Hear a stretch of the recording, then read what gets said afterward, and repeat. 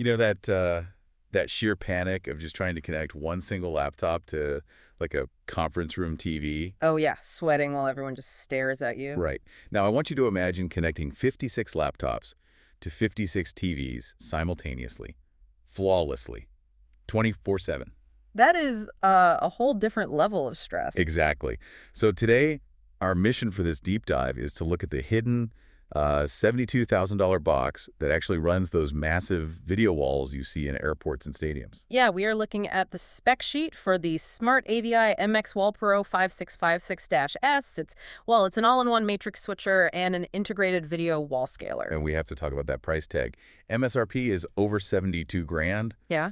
It looks like it's currently marked down to a mere $50,960. A total steal, right. But honestly, that buys you a system designed to route massive amounts of high-def video data across, like, incredibly complex screen layouts. See, to me, it just feels wild that routing video still requires a physical 30-pound, 300-watt metal box. I mean, it is a heavy piece of equipment. Right. Because almost everything today runs on cloud software, and software is infinitely flexible. Why rely on pure hardware? Well, relying on software processing over a network to handle that much video, it introduces lag. Software has to take a video file, compress it, pack it into little data packets, send it over the network, and then unpack it. And all that takes processing time. Exactly. The MXWall Pro uses 14 input cards and 14 output cards, and each one is packed with 4 HDMI 1.4 ports. Because it's strictly hardware-based, it physically connects the input directly to the output. Oh, I get it. So it's not like a digital traffic cop managing flow. It's more like a perfectly synchronized train yard. The tracks just physically shift instantly so the data trains never even have to touch their brakes. Yeah, the signal just keeps moving. There is zero processing delay. It happens in real time. Wow. It automatically scales any input signal, so every single one of those 56 screens gets a buttery smooth 1080p resolution at 60 Hz. And it does that without dropping a single frame. Okay, but pure hardware is notoriously rigid. If this thing is just a dumb physical switchboard, configuring it must be an absolute nightmare. You would think so, but the setup is actually surprisingly simple. Ugh. Yeah.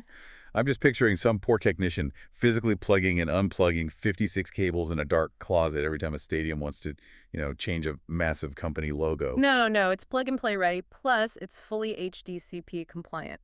That's the built-in anti-piracy lock on digital video, right? Right, so the box won't accidentally block your copyrighted content. Anyway, you handle the initial configuration, like tweaking aspect ratios or stretching that logo across a dozen monitors using a very standard Windows software program. Oh, okay. So the software just draws the map, but the hardware drives the train. Exactly. You map out the behavior once, and the hardware takes over. But what if someone needs to make a quick adjustment during a live event? You don't want to boot up a whole Windows machine for that. You don't have to. There's a free Android app that handles those on-the-fly post-setup adjustments. You never even need to open the main software again. Wow. And all this heavy-duty routing is happening from what the spec sheet calls a 2-rack unit box. That's, about the size of 2 thick pizza boxes stacked together. Yeah, it's a very compact footprint for what it actually provides. Because think about it. In a major airport, a 2-second delay on an emergency flight board costs vastly more than $70,000. Oh, absolutely.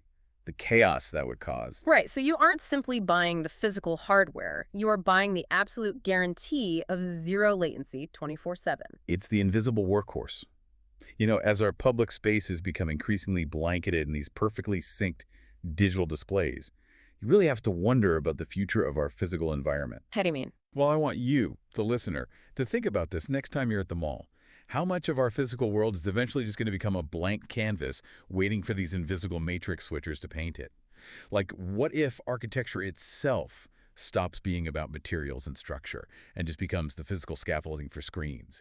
You won't be able to look anywhere without seeing the flawless output of one of these hidden train yards.